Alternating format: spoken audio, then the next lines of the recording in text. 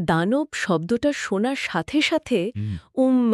আমাদের চোখের সামনে সাধারণত কি ভেসে ওঠে? ওই তো, মানে বিশালাকার কোনো মূর্তি, মাথায় শিং। একদম, মুখে তীক্ষ্ণ দাঁত আর অন্ধকারের এক ভয়ঙ্কর প্রতিমূর্তি। যুগ যুগ ধরে গল্প বা রূপকথায় দানবদের তো এভাবেই অন্ধকারের খলনায়ক হিসেবেই দেখানো হয়েছে। হ্যাঁ, রাক্ষস বা ভিলেন বললেই তো দানবদের কথা মনে পড়ে। ঠিক তাই। কিন্তু আমাদের আজকের এই গভীর বিশ্লেষণে আমরা যদি বেদ, পুরাণ বা রামায়ণ মহাভারতের প্রাচীন উৎসগুলোর পাতা উল্টায়, তাহলে সম্পূর্ণ ভিন্ন এক চিত্র উঠে আসে। তাই নাকি? হ্যাঁ, এই প্রাচীন গ্রন্থগুলো বলছে দানবরা শুধু পেশিবহুল কোনো ধ্বংসকারী সত্তা ছিল না, তারা ছিল একাধারে অতুলনীয় জাদুকর, অসাধারণ স্থপতি আর দার্শনিক। বাপরে! আর অদ্ভুতভাবে কখনো কখনো তো তারা দেবতাদের চেয়েও বড় ভক্ত ছিল। আজ আমরা হিন্দু পুরাণের সবচেয়ে আলোচিত এবং সম্ভবত সবচেয়ে বেশি ভুল বোঝা এই চরিত্রদের নিয়েই আলোচনা করব। এটা খুব দারুণ একটা বিষয়, কারণ এই প্রচলিত ধারণার বাইরে গিয়ে দানবদের আসল পরিচয়টা বোঝা অত্যন্ত জরুরি। একদম। কারণ দানবদের চরিত্র বিশ্লেষণ করা মানে আসলে হিন্দু পুরাণের সবচেয়ে গভীর দর্শনটাকে উন্মোচন করা। এই পুরাণগুলো কখনোই সাদা-কালো রঙের কোনো ক্যানভাস নয়। কেবল ভালো আর মন্দের লড়াই নয়, তাই তো? ঠিক তাই। দেবতা আর দানবের এই যে অন্তহীন মহাকাব্যিক যুদ্ধ, তা আসলে কোনো জমি দখলের লড়াই নয়। এটি মহাবিশ্বের শৃঙ্খলা আর বিশৃঙ্খলার মধ্যকার চিরস্থায়ী ভারসাম্য রক্ষার একটা জটিল গল্প। এই দুই পক্ষের সংঘাত ছাড়া সৃষ্টির চাকা, মানে মহাবিশ্ব, সামনে এগোতেই পারে না। দারুণ বলেছেন। তো এই সংঘাতের শিকড় খুঁজতে গেলে সবচেয়ে বড় চমকটার মুখোমুখি হতে হয়। কোন চমকটা? আমরা যখন দেবতা আর দানবদের যুদ্ধের কথা ভাবি, অবচেতনভাবেই ধরে নিই তারা হয়তো সম্পূর্ণ আলাদা দুটি গ্রহের প্রাণী। হ্যাঁ, ভিন্ন কোনো প্রজাতির সত্তাই তো মনে হয়। কিন্তু উৎসগুলো খুব স্পষ্টভাবে জানাচ্ছে যে তারা আসলে একই পরিবারের সদস্য। আক্ষরিক অর্থেই এটি একটি মানে বিশাল মহাজাগতিক পারিবারিক সম্পত্তি নিয়ে কলহ। আরে, হিন্দু সৃষ্টিতত্ত্বের অন্যতম প্রধান সৃষ্টিকর্তা ঋষি কশ্যপের পরিবার থেকেই এই সব ভিন্ন ভিন্ন গোত্রের উৎপত্তি। আচ্ছা, সৃষ্টির আদি পর্বের সেই বংশলতিকাটা কিন্তু খুবই কৌতূহল উদ্দীপক।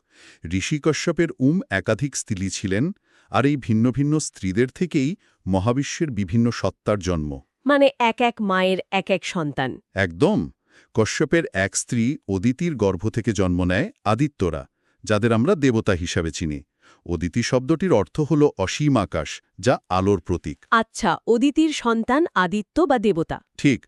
অন্যদিকে তার আরেক স্ত্রী দিতির গর্ভ থেকে জন্ম নেয় দৈত্যরা, আর দনুর গর্ভ থেকে জন্ম নেয় দানবরা। ও, তার দনুর নাম থেকেই দানব শব্দটা এসেছে। হ্যাঁ, আর বৈদিক প্রতীকীবাদে দনু চরিত্রটি কিন্তু অত্যন্ত তাৎপর্যপূর্ণ।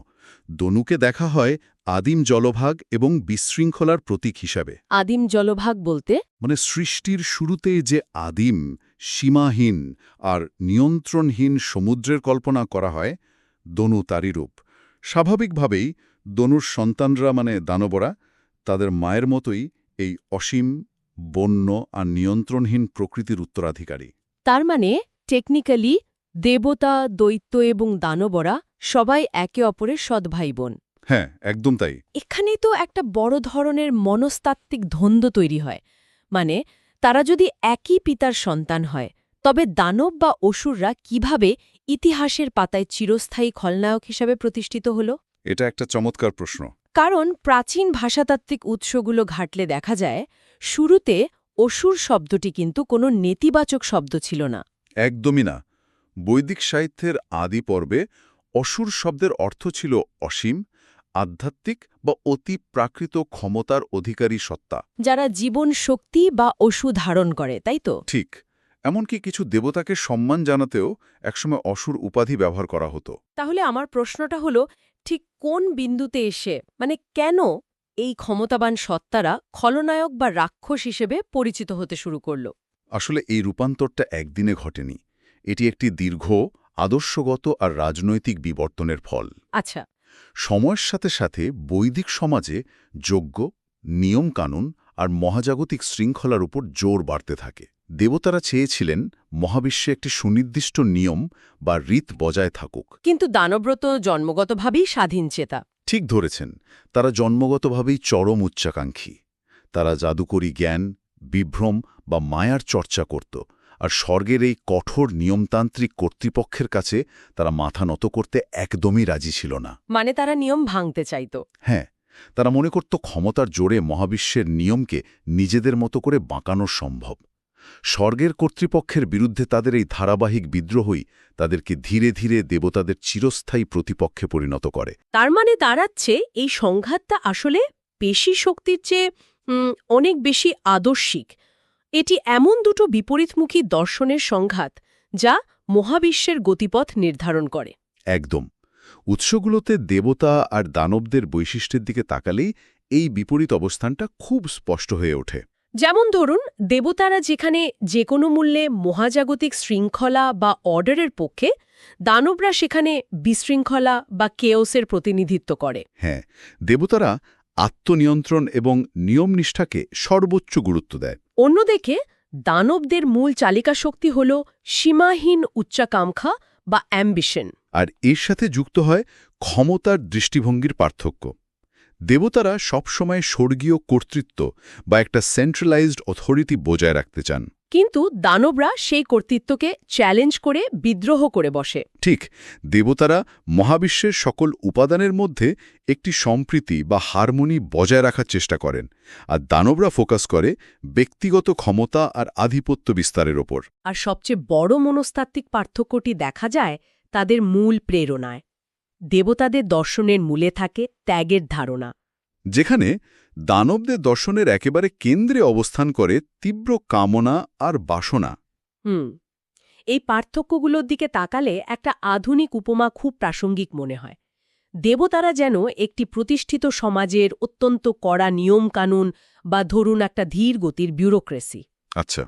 সেখানে সবকিছু ছকে বাঁধা, কেউ নিয়মের বাইরে এক পাও ফেলতে রাজি নয়। আর দানবরা হল সেই সমাজের ছক ভাঙা উদ্ভাবক বা স্টার্ট আপ ফাউন্ডারদের মতো, যারা প্রচলিত নিয়ম ভাঙতে চায়, ঝুঁকি নিতে চায় এবং নতুন কিছু গড়তে চায়। দারুণ একটা তুলনা টেনেছেন। এখন আমার প্রশ্ন হল, উচ্চাকাঙ্ক্ষা বা বিদ্রোহ কি সবসময়ই খারাপ? মহাবিশ্বে যদি কেউ নিয়ম না ভাঙে, যদি স্থিতিশীলতাকেই একমাত্র লক্ষ্য ধরা হয়, তবে তো কোনো অগ্রগতিই সম্ভব নয়, তাই না? আপনার এই স্টার্টআপ ফাউন্ডার এবং বিউরোক্রেসির তুলনাটা হিন্দু পুরাণের অন্তর্নিহিত দর্শনের সাথে চমৎকারভাবে মিলে যায়। কিভাবে?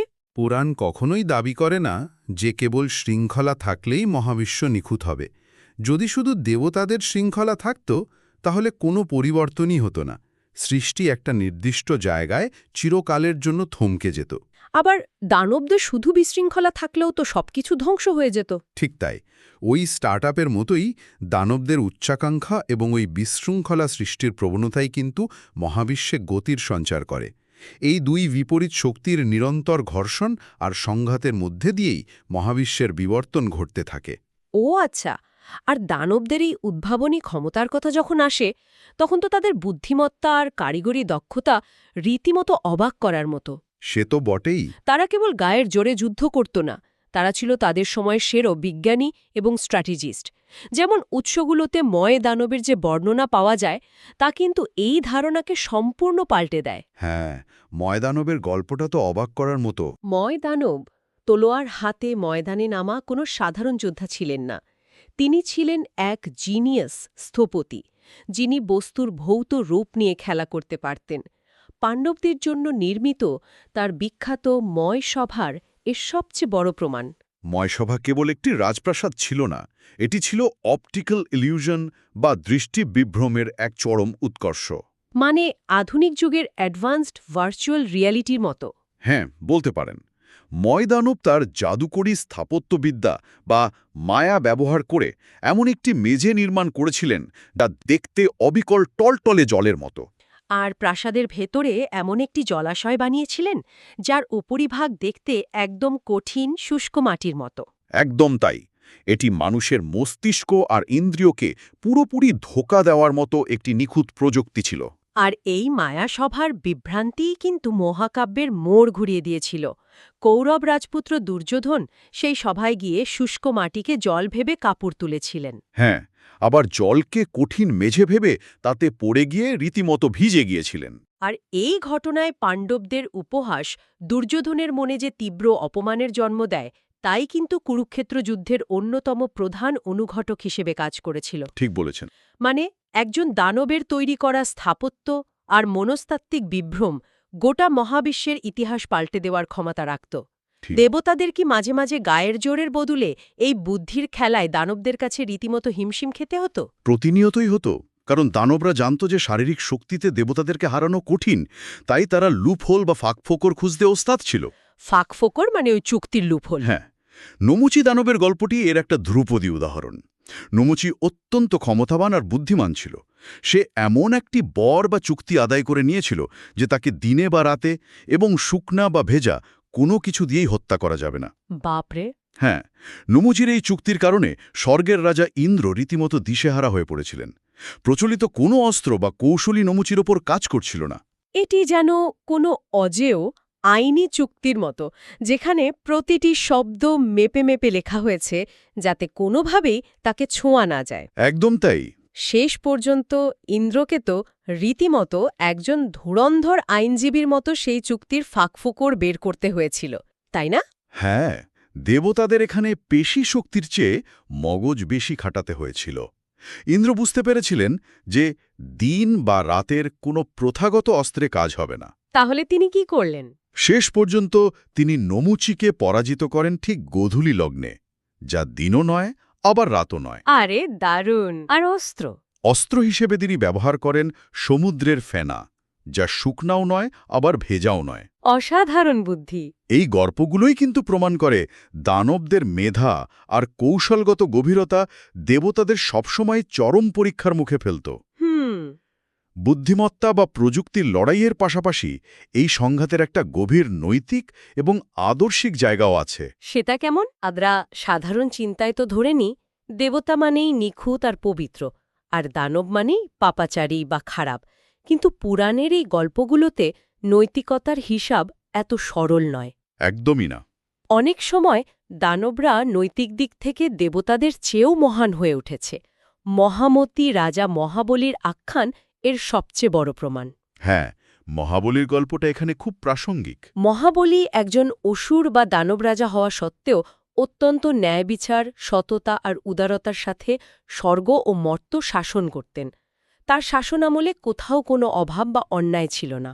মহাবলী এতটাই আদর্শ আর জনপ্রিয় রাজা হয়ে উঠেছিলেন যে স্বয়ং দেবতারা তার এই নৈতিক শ্রেষ্ঠত্ব এবং ক্ষমতার বিস্তারে আতঙ্কিত হয়ে পড়েন, ঈর্ষান্বিত হয়ে পড়েন আর কি। ঠিক। দেবতারা তখন বিষ্ণুর শরণাপন্ন হন মহাবলীকে দমন করার জন্য। এরপর বিষ্ণুকে বামন অবতার, মানে একজন ক্ষুদ্রকায় ব্রাহ্মণের রূপ ধারণ করতে হয়। আচ্ছা। বামন মহাবলীর কাছে গিয়ে মাত্র 3 পা পরিমাণ জমি ভিক্ষা চান।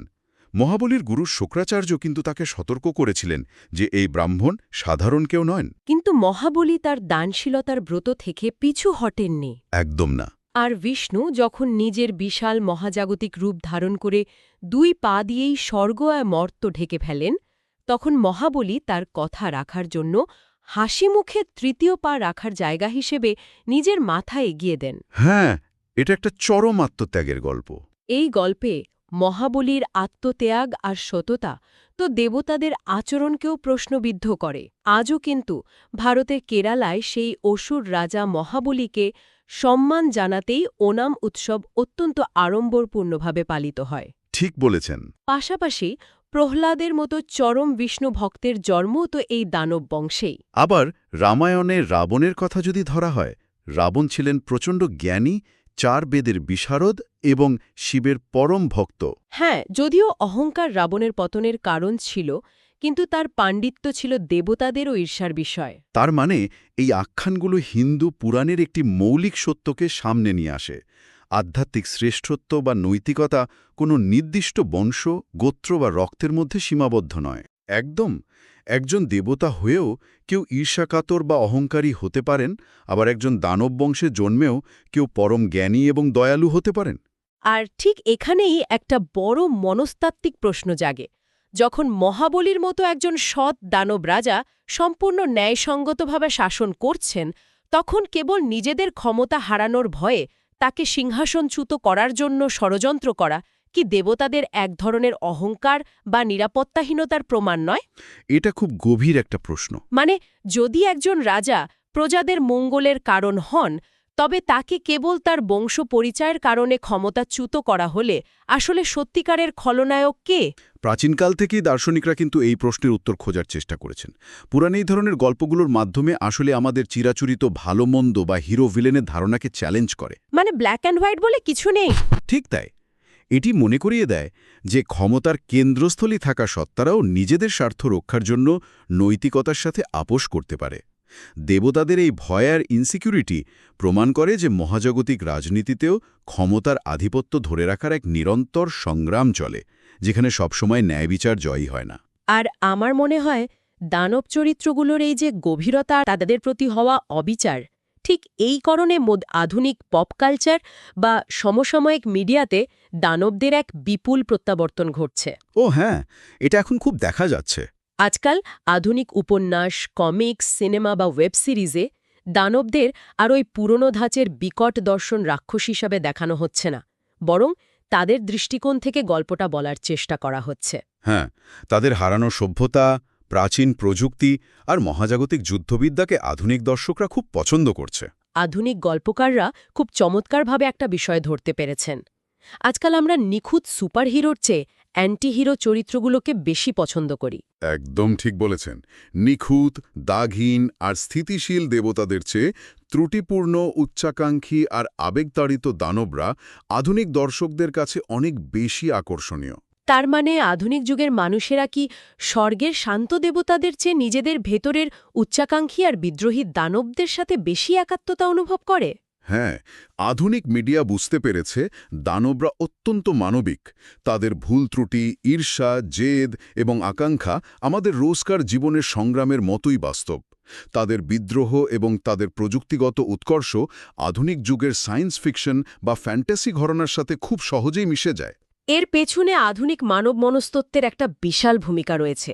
আমাদের সবার ভেতরে রাগ আছে, জেদ আছে, ভুল করার প্রবণতা আছে, আবার সিস্টেমের বিরুদ্ধে দাঁড়িয়ে নিজেকে প্রমাণ করার একটা অদম্য বাসনাও আছে।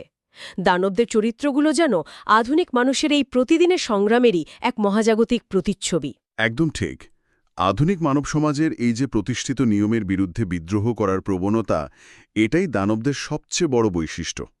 তারা কষ্ট পায়, ঈর্ষান্বিত হয়, আবার কিছু একটা পাওয়ার জন্য যুগের পর যুগ কঠোর তপস্যা করতেও পিছপা হয় না। তাদের এই সংগ্রাম, পতন আর আবার ঘুরে দাঁড়ানোর চেষ্টা আমাদের জীবনের সাথেই তো জড়িয়ে আছে। এতক্ষণের এই গভীর বিশ্লেষণ থেকে একটা বিষয় স্ফটিকের মতো পরিষ্কার হয়ে যায়। দেবতা আর দানবের এই যুদ্ধ শুধু প্রাচীন কোনো পুঁথির পাতায় বা অতীতের কোনো এক পৌরাণিক যুগেই সীমাবদ্ধ নেই। এটি আসলে মানুষের মনের ভেতরের এক অন্তহীন যুদ্ধ। ঠিক বলেছেন। আমাদের প্রত্যেকের ভেতরে যেমন প্রজ্ঞা, শৃঙ্খলা আর নিয়ম মেনে চলার প্রবণতা রয়েছে, যা দেবতাদের প্রতীক, ঠিক তেমনি আমাদের ভেতরে লুকিয়ে রয়েছে তীব্র অহংকার, সীমাহীন কামনা, উচ্চাকাঙ্ক্ষা আর নিয়ম ভাঙার অদম্য বাসনা, যা দানবদের প্রতীক। আর এই দুইয়ের মধ্যে ভারসাম্য বজায় রাখাটাই সবচেয়ে বড় চ্যালেঞ্জ। দানবদের গল্পগুলো আমাদের শেখায় যে উচ্চাকাঙ্ক্ষা বা প্রযুক্তিগত উৎকর্ষতা নিজে থেকে কোনো খারাপ জিনিস নয়। এগুলো ছাড়া সভ্যতা এগোতেই পারে না। হ্যাঁ, কিন্তু সমস্যাটা তো অন্য জায়গায়। ঠিক, যখন সেই ক্ষমতার সাথে প্রজ্ঞার অভাব ঘটে, যখন উচ্চাকাঙ্ক্ষা চরম অহংকারে রূপ নেয়, তখন সেই অন্ধ ক্ষমতা অনিবার্যভাবেই পতনের দিকে নিয়ে যায়। আলোচনার একেবারে শেষ পর্যায়ে এসে আমি আমাদের শ্রোতাদের ভাবনার খোরাক জোগানোর জন্য একটা গভীর প্রশ্ন রেখে যেতে চাই, যা তারা নিজেরাই বিশ্লেষণ করতে পারবেন। বলুন। মহাকাব্য আর পুরাণগুলোতে দানবদের উত্থান আর পতনের একটা সুনির্দিষ্ট চক্র খুব স্পষ্টভাবে দেখা যায়। প্রথমে তারা কঠোর অধ্যবসায় বা তপস্যা করে, চরম ত্যাগ স্বীকার করে বিপুল ক্ষমতার বর অর্জন করে। এরপর সেই ক্ষমতার দম্ভে তাদের মধ্যে চরম অহংকার জন্ম নেয়। তারা মনে করে তারা অজেয়। একদম। এবং পরিশেষে সেই অন্ধ অহংকারের ভারেই তাদের মহাজাগতিক পতন ঘটে। হ্যাঁ, এটাই সাইকেল।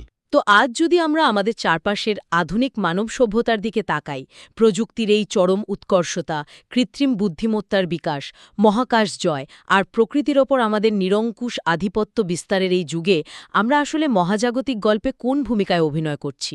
দারুণ প্রশ্ন। আমরা কি আমাদের প্রজ্ঞা দিয়ে মহাজাগতিক শৃঙ্খলা রক্ষাকারী দেবতাদের পর্যায়ে উন্নীত হচ্ছি, নাকি নিজেদের অজান্তেই সেই পুরনো চক্রে পা দিয়ে অহংকারী দানবদের মতো নিজেদের অবশ্যম্ভাবী পতনের দিকে দ্রুত এগিয়ে যাচ্ছি? এটা সত্যি গভীরভাবে ভাবার মতো একটা বিষয়। এই প্রাচীন মহাজাগতিক দ্বন্দ্বের আয়নায় বর্তমানের প্রতিফলন খোঁজার ভারটা যারা শুনছেন তাদের ওপরই থাকল। আজ এ পর্যন্তই।